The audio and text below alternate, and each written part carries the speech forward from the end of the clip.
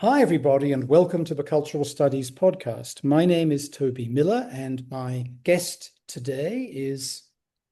Tim Havens from the University of Iowa. And Tim, you've got a beautiful backdrop, unlike mine, which is a photo of somewhere thousands of miles away.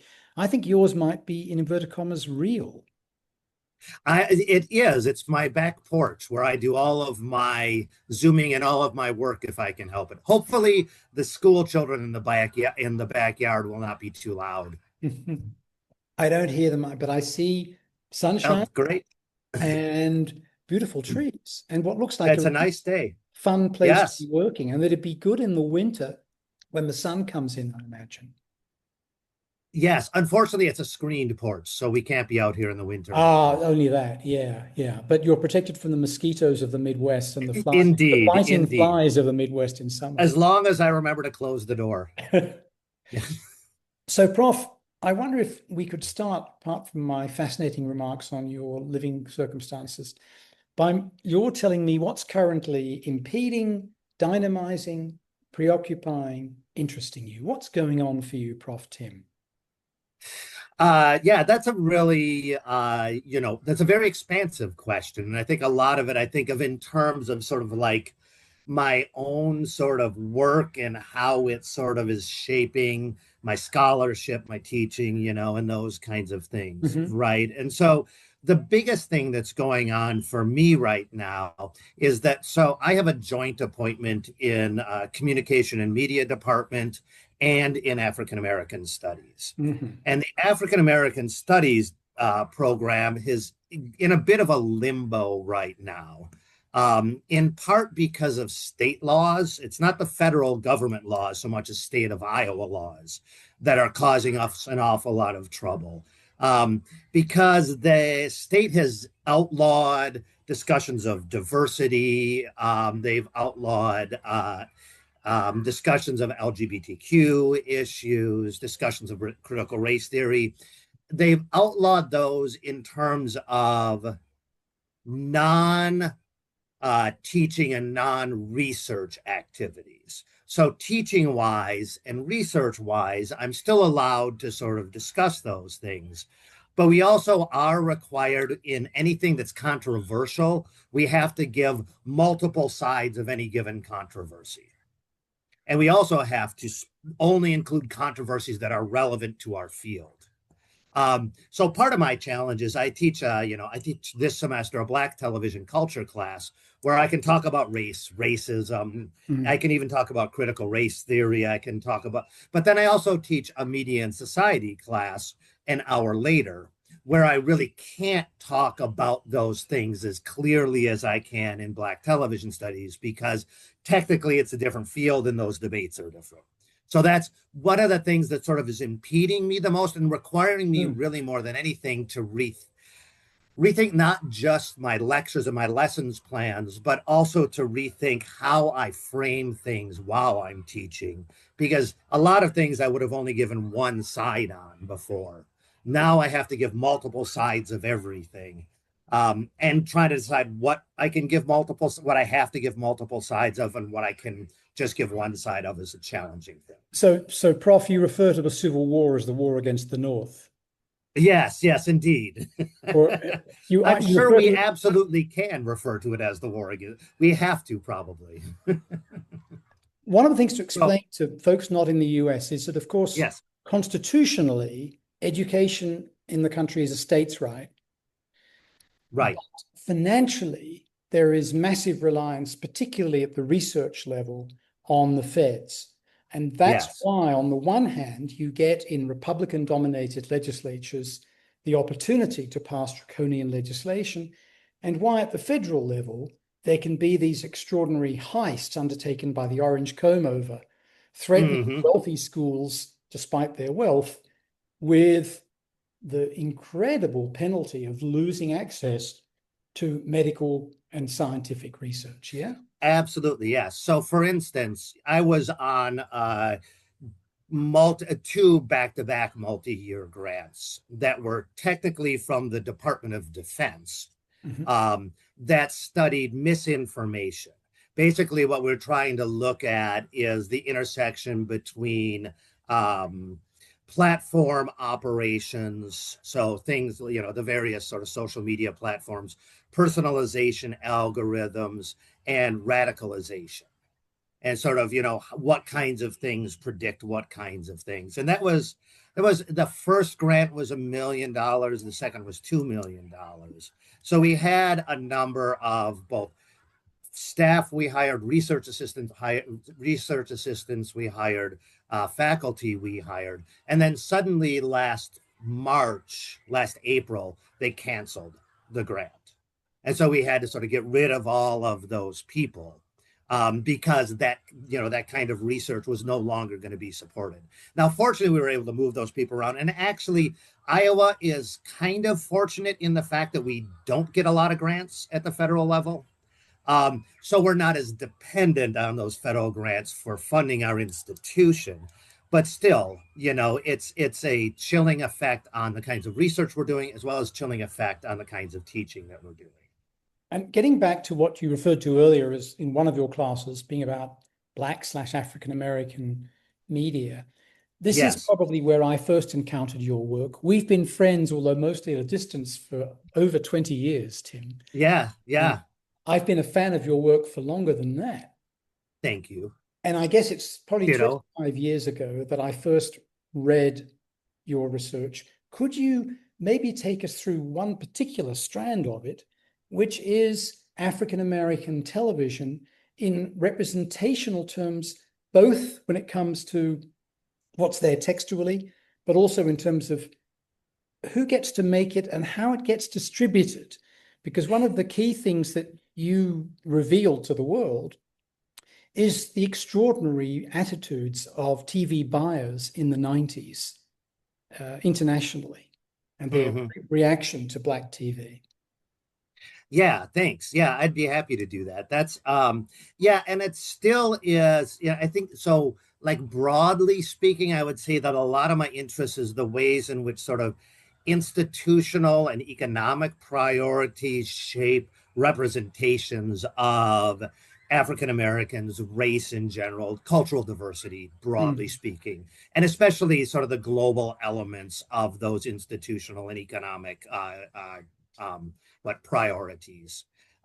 So yeah, in the sort of my dissertation, early research, and my second book were very much about sort of what I would now call, I didn't call it this at the time, but distribution cultures, and the ways in which distribution cultures, first of all, are globalized, but secondly, too, how those distribution cultures tend, even though they include people from around the world. So these are people who are buying and selling television programming internationally, people who are selling the programming, but also buying it in and putting it on the air.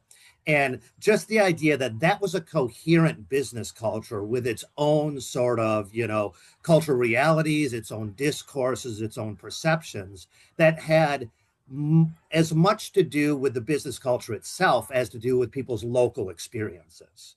So, for instance, a buyer from Hungary made their decisions rooted as much in their perceptions of the business culture, what the business culture valued, as, trying to figure out what it might mean for Hungarian viewers. And so I really try to look at and sort of prise open those distribution cultures and how they shape both the sort of circulation patterns of African American television, as well as the representations themselves, because the priorities of the international buyers shaped domestic production decisions, because international markets were so important for American, companies at that time.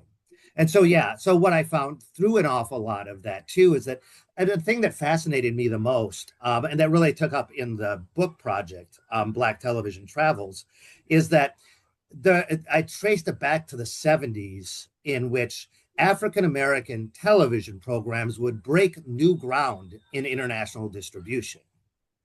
And they would immediately be followed up by a bunch of white copycat series. So it started with Roots, right? And Roots, the miniseries, was a huge international success. People all over the world bought it who never bought American stuff. And in the wake of that, we got all of these white sort of historical miniseries. And that happened over and over and over. It happened with The Cosby Show. It happened with Fresh Prince of Bel-Air, a variety of different black television shows, which broke this new ground and then got followed up by white series. And sort of through the interviews that I did with people in the industry, it became clear to me that there was this sort of discourse of whiteness that these people had internalized, which said that white culture is universal, non-white culture is culturally specific. And so if a black television show can do this well internationally, imagine how well a white show would do. So that, that's very much that early sort of research. One of the challenges recently, though, has been that distribution has kind of died in the television industry. The television industry, because of streaming, which now streamers so often buy the entire worldwide rights in perpetuity, there's not as much call for distribution anymore. And so a number of the major distribution fairs have sort of disappeared over the last several years. So in terms of doing the interviews, you used to go to the big television selling places. I did. The big festivals in France, in Santa Monica, and so on. Exactly. Now, thanks to the defanging of antitrust by Clinton, Bush, Obama, you name it, Mm-hmm. we have vertical distribution, vertical integration again, don't we? Exactly. So exactly. That becomes much harder. How do you get at the mechanics now, Tim? Yeah. I mean, I think the answer is to that is perhaps a less than satisfying one. I think that I retreated, and now I study production more than I study distribution. I think that's because, and I have not done work in distribution for probably 8 or 9 years, which kind of coincides with the sort of rise of those streaming platforms, that are vertically integrated. Tell us then about the production stuff. Oh, yeah, thanks. So the biggest sort of recent project has to do with the what's called production services industry in Budapest, Hungary. I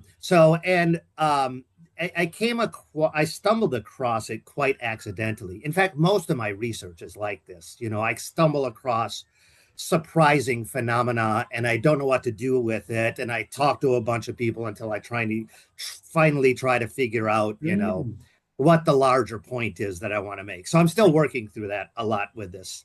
So Budapest, Hungary has become probably the 5th largest production hub in the world for film and television, especially if you're talking about foreign film and television.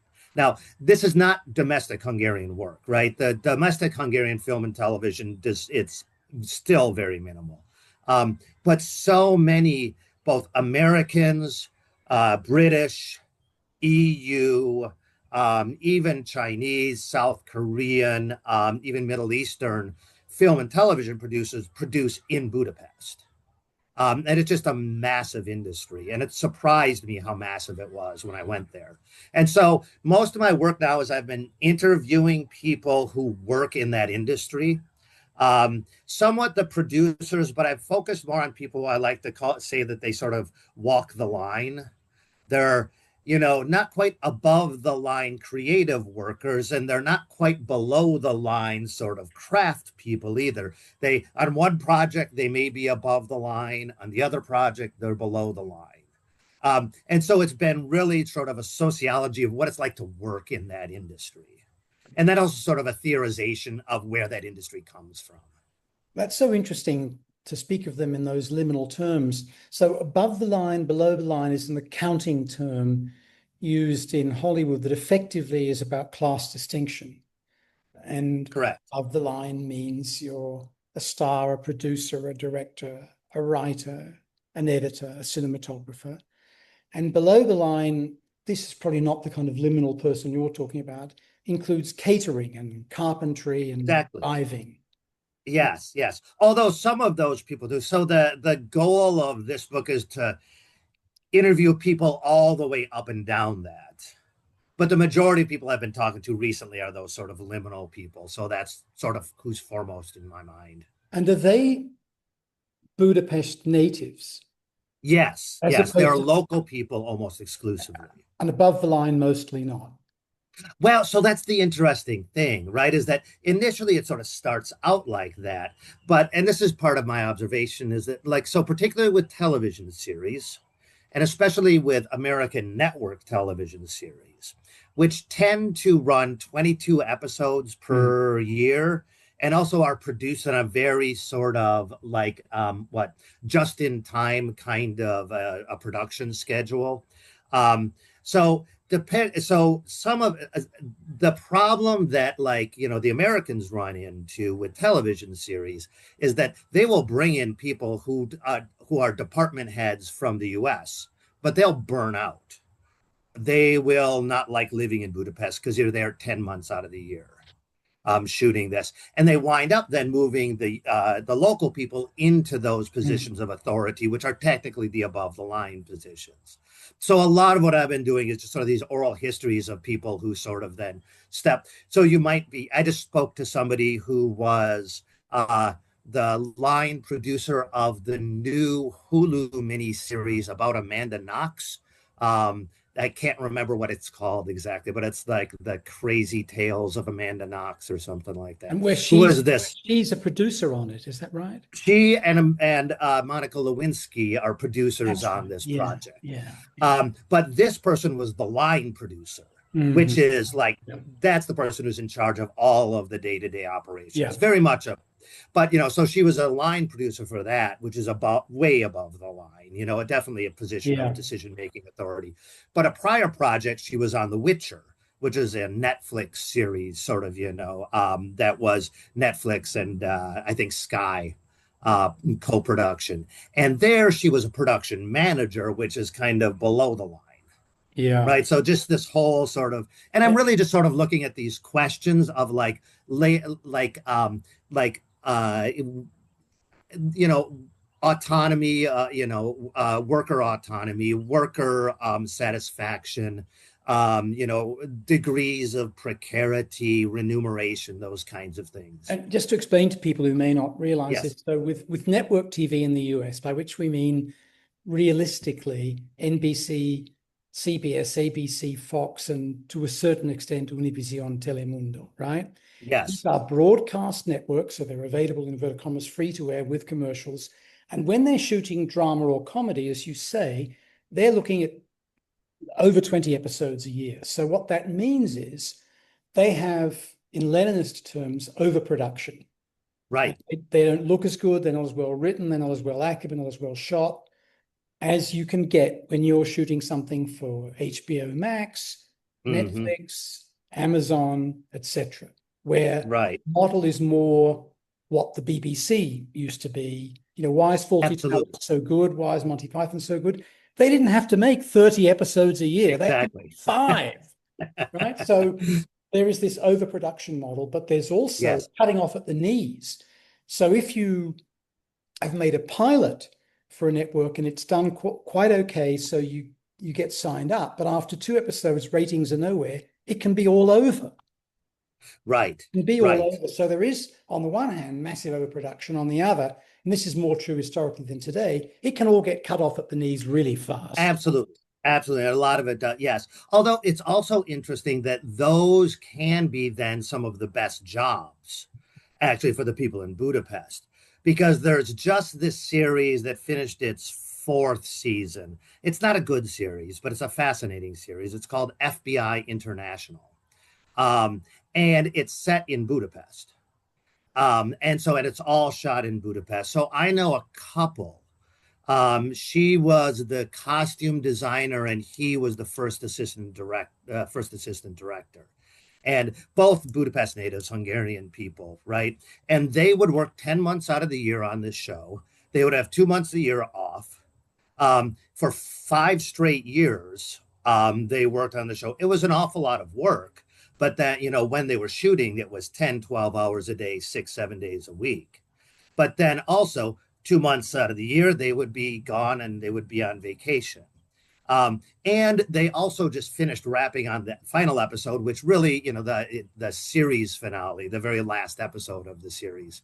But it happened to take place in Tokyo, so they got a trip to Tokyo and then extended for another month and were able to travel in Tokyo for a month. So the working on it is really, it's really contradictory and ambivalent. And for lots of people, it can be better than working on domestic series.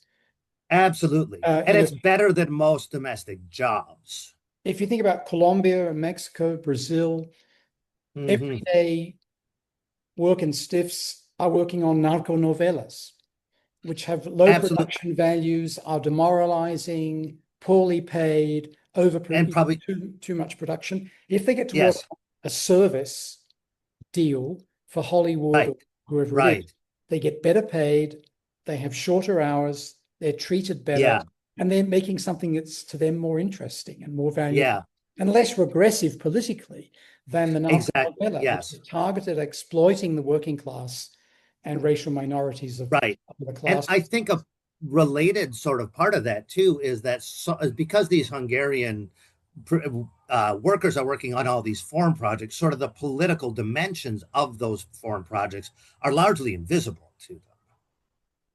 Right, because they really aren't rooted into domestic politics in any real way, because they're not about Budapest, right? Budapest stands in for other places. Rarely is it actually playing itself. So, what in the first instance attracts foreign companies? Tax incentives, cheap labor that's non-unionized, and skilled people who can speak English. Now, skilled people who speak English, maybe 20,000 of them. There's a large number. State-of-the-art studios, state-of-the-art equipment. And also, and this is one of the interesting things that I kind of knew, I guess, in the back of my head, but I only realized that I think through those interviews in Hungary, was that it's very much a relationship business, right? And so once, an American producer or any foreign producer comes to Budapest and is actually able to shoot their film or their series there with minimal amount of problems, and, it seems to all go very effectively and everybody's well trained and all that, they're far more likely to come back. And so now, like, the major producers in Budapest have these long-going relationships with, producers around the world, and so they are top of the mind and top of the Rolodex when they think about where to shoot. Now, obviously, the cultural politics and the authoritarianism. There's that. is something to think about. But it is irrelevant to these people because they're interested in business decisions based on skills, technology, and incentives. In terms of the sort of foreigners who are shooting in Budapest, there had been a growing tension between Hollywood and Budapest because of Viktor Orban's strong anti-LGBTQ politics, is really aggressive, sort of, and a lot of the Hollywood, especially the really, the top of the line directors, the top of the line actors, Timothy Chalamet, shooting Dune in Budapest was a little bit sort of, so about that because of the politics and concerns that, because so many of those people are very pro LGBTQ. I worry a little bit. I mean, it seems to me now that the right-wing turn in the United States might actually mediate that a little bit. Although strangely now Hungary has the most credible sort of opposition candidate of the last 15 years that they've ever had. And it looks like Orban's in trouble. We can only hope so. We can only hope so. But it is interesting. When I was a child, I had classical music records from Hungaritron. For example. There certainly is a history, right? Hungary does, like a lot of European capitals, right? Prague, Sophia has a long sort of history of arts and culture and even, filmmaking. Um, but it really is sort of the growth of this sort of transnational production culture Mm. that seems to be more and more common, and the tax incentives and the quality of the people working there. Sure. Getting back to African American themes Yes, slash ethnic themes, yes. what are some of the issues confronting Black producers today, would you say? Yeah, so I mean, it's interesting, and I think that there's a range of them. And it's kind of hard to sort of identify all of them in some ways. Um, I think the way that I would characterize it is the biggest sort of challenge that they face is the dissolution of at least the perception of a coherent Black audience, if Mm. not the actual dissolution of a coherent Black audience. And what I mean by that is during the broadcast era, even for much of the cable multi-channel era up until through the 1990s in the US, Black audiences were thought of as a single category. And they were measured as a single category, and they were targeted by advertisers as a single category. And so you hired Black creatives if you wanted to reach a Black audience and didn't know how to do that. And so that's what the Fox network did in the 90s. It's what WB did in the late 90s. A variety of different broadcasters and cable networks tried to do that. But now, with the introduction of sort of, taste communities in streaming as being somehow superior to or more accurate or relevant than demographic categories like race, sort of the existential existence in some ways of a Black audience is kind of under threat, right? So does a Black audience even register with Netflix's algorithm? We kind of don't know because it is because it's proprietary. There's research that says that it does, but so it's harder, I think, in some ways for Black producers and creatives then to sort of imagine what that audience might be.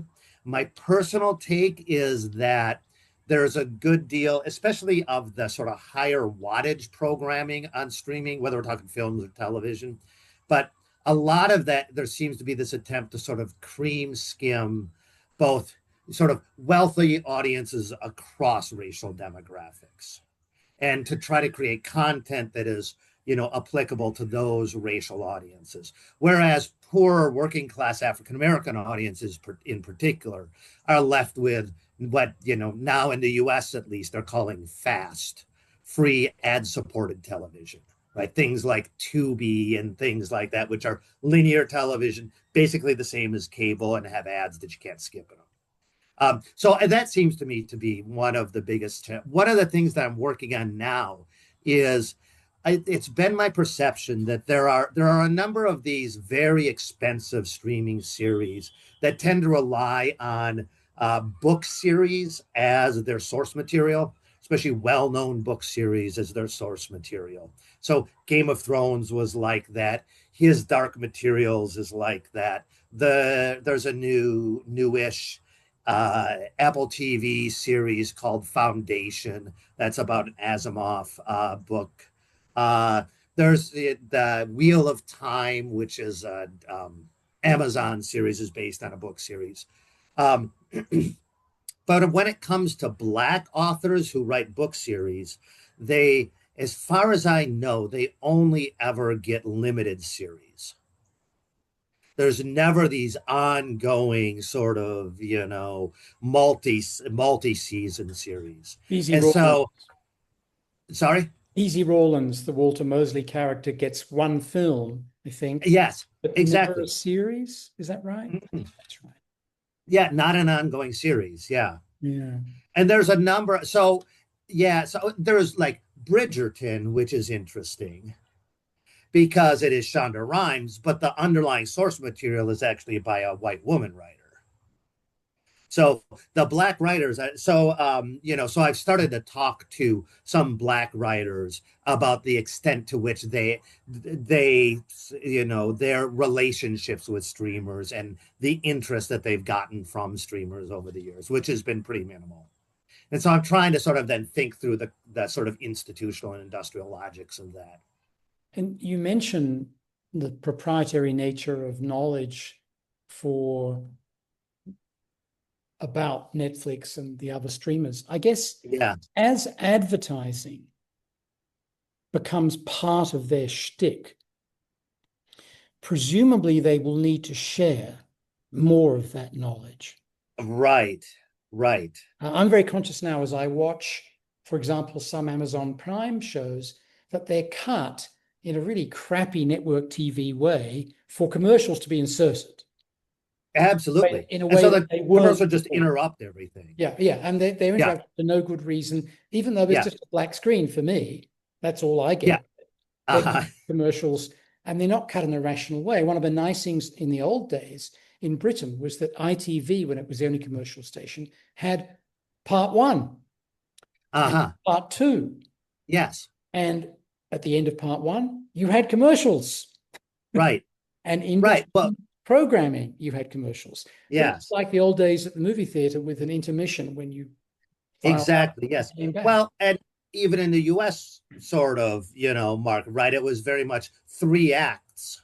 And you would have, your ads in between the 3 acts. But now I tell my students that they are the first generation in television history who has less control over skipping and avoiding ads than their predecessors.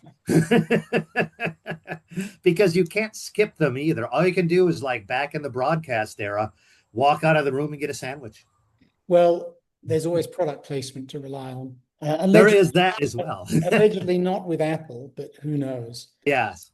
But no, it's interesting with the advertisers because it is true, but you also now have these companies, and I'm forgetting their names, but you have these companies now who basically serve the ads for all of the streamers, right? So there's a handful of them, but there's one company that does all the Amazon streaming ads, all the Disney streaming ads, all of these other streaming ads. And so they do have that information, but I'm not sure how much they actually, make it public. Well, the point is it's got to become public enough to the advertisers. Right, exactly. They want to know, right. So it's going to leak out. It is. Although I'm not seeing a ton of it like in advertising age or anything like that. It's just, but also what's changing, and I don't know what to make of this, is the measurement itself used to be viewers, but now it's minutes of impression, right? And how does that translate?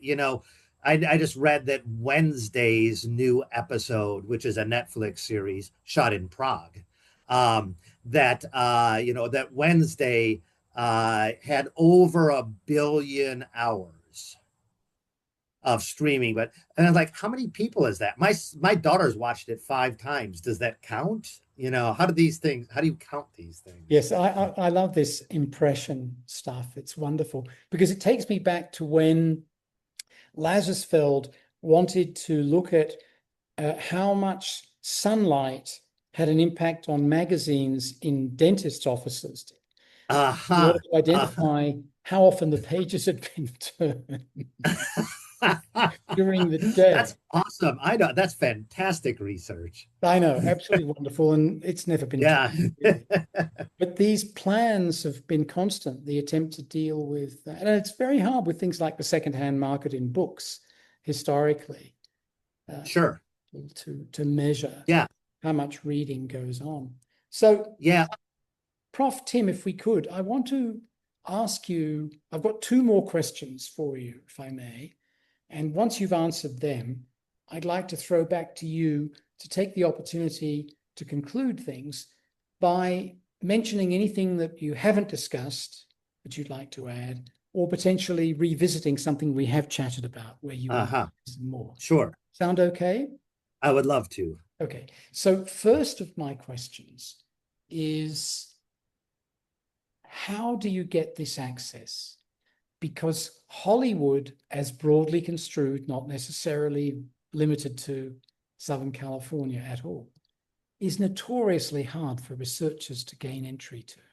How Yes. did Tim Havens become Tim Havens? Uh, through the kindness of many, many, many people. I think is the it's I mean, obviously it's a matter of persistence to a certain amount. But I was fortunate in the early years. I had a professor who had one or two contacts in the industry. It was only one or two, sort of fairly, but one of them wound up becoming the head of the National Association of Television Programming Executives, which ran the second largest, international distribution market in the world. And he took me under his wing for whatever reason and decided to make a project of me. And so introduced me around to everybody. And, his name got me into, any interview.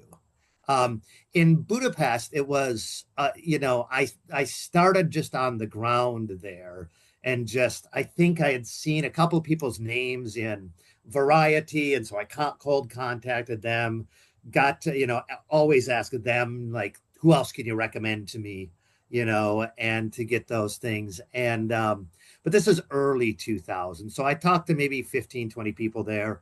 And then about 5 years ago, 4 years ago, I wanted to get back and do this research that I'm doing now on it. But it turned out that one of my contacts from back then, who I hadn't talked to in a number of years, but she'd let me interview her several times. She was the head of the film commission. And so so a lot of it is, I mean, I like to think that it's building good relationships with people and maintaining them. And that then some of those people just come into, positions where they're able to introduce you to other people. So I think it also helps that a lot of my work is international, and a lot of people are willing to talk and interested in talking to an American. I mean, I think that my national identity is a definitely part of my privilege that allows me access that I know local people don't get. And you co-edited or co-authored, I forget, a book on Eastern European media. Yeah, along with a decade ago. So you're not yeah. Johnny come lately, you're not a fly-by-night operator. No, but it also does help that I'm not a local person who might have connections to the government or the opposition. Yeah. And might have a hidden agenda. Got it. So I think that helps an awful lot. It's interesting to talk about the privilege of being an insider and an outsider, of being Emic and Etic, that you've got on the one hand a great entree through personal connections, but on the other, you are other. Exactly. Other yet recognizable. Yes. And that otherness always has power differentials in it, right? And Americanness happens to sort of afford a certain degree of power, right. It's so yeah, it's that. I would also say though that, I am a textual analyst first and foremost. I like to sit, I like to read theory, I like to analyze television shows, and I don't like to talk to people. It makes me very uncomfortable and very nervous.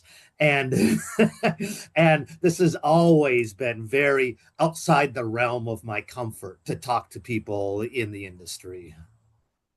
So that means that I've just changed my last question. My friend Faye Ginsburg always says that you study what you're not good at, that psychologists I agree. Don't understand other people, anthropologists are deterred by difference, economists can't run businesses, literature professors can't write fictional poetry. Right. This is what really right. I agree 100%.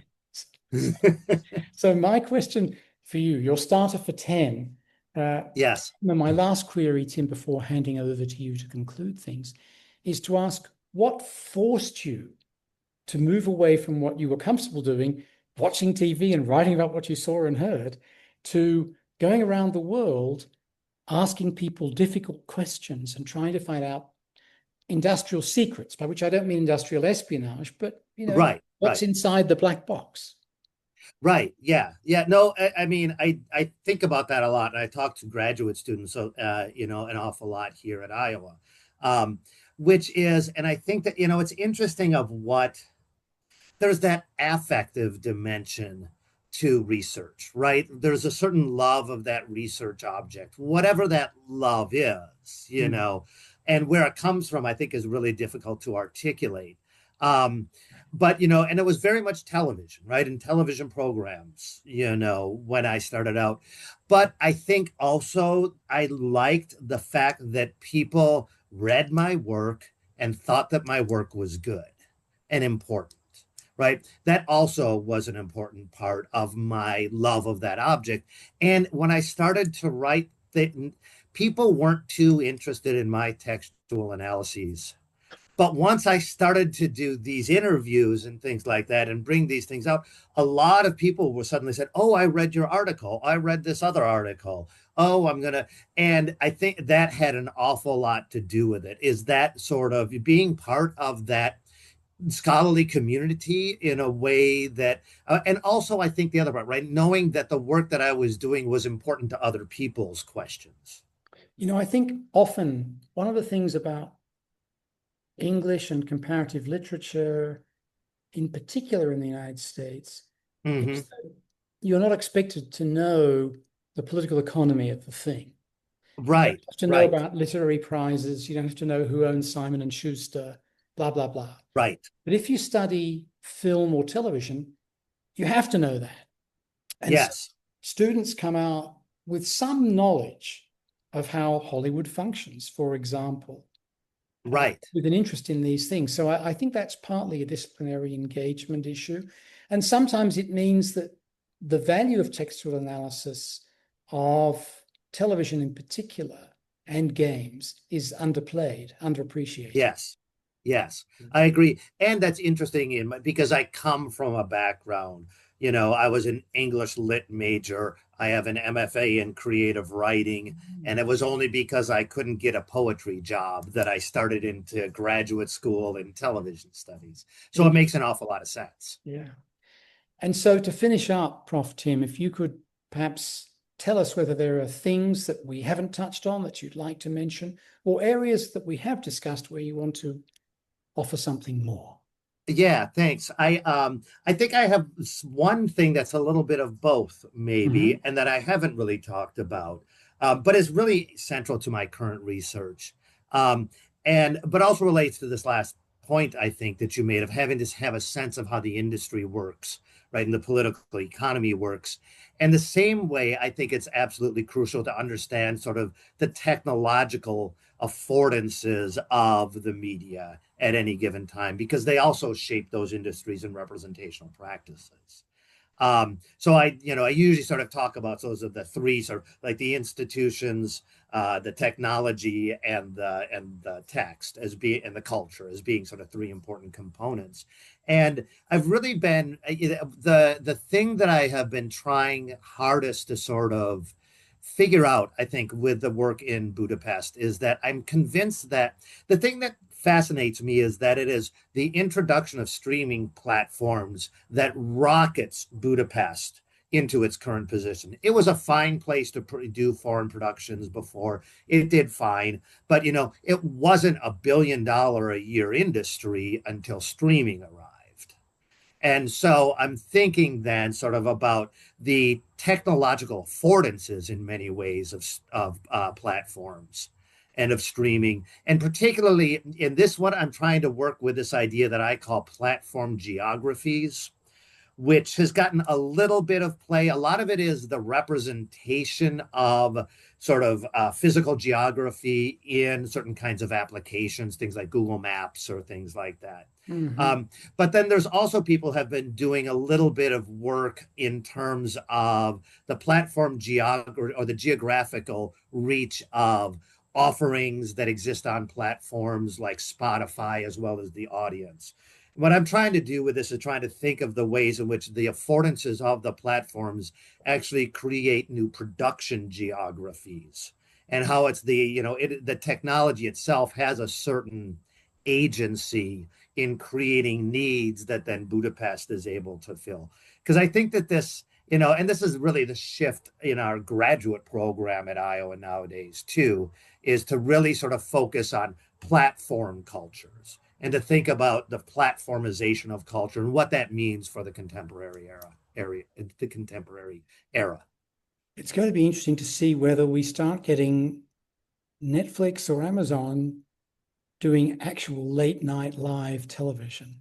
I think that if anybody could do it, it might be Jimmy Kimmel and Stephen Colbert together on a show. No, I couldn't agree more. And what is the FCC under the thumb of the Orange Comb Over and his cohort, Stephen Miller et al., going Yeah, to what do? to do about that? You I know? know. I actually will teach next week, Wednesday. I will teach the Jimmy Kimmel controversy, Mm. and I will show them how CNN played the entire clip and then talked about it and ask them, why is it okay for CNN to play this and nobody gets fired? But when ABC does it, Jimmy Kimmel gets fired. So Well, they can think about different broadcasting and cable regulations in the yes, US. exactly. Because when they're watching CNN, they're participating in a telephone call. Exactly, exactly. Not a broadcast. Well, Tim Havens, thank you so much. I've learned a Wonderful lot. seeing you. I've learned a lot today. I've nodded along verbally, as it were, as well as physically, as if I already know what you're saying, but in fact, that's a complete fabrication. So I've learned a lot today, as I have from your work over decades. So thank you for what you're doing. Thank you for what you represent. Thank you for your status as a great educator for so many of us. Thank you very much, Toby. And this has been wonderful conversation. It's really nice reconnecting with you again and seeing you. And I wish you all the best.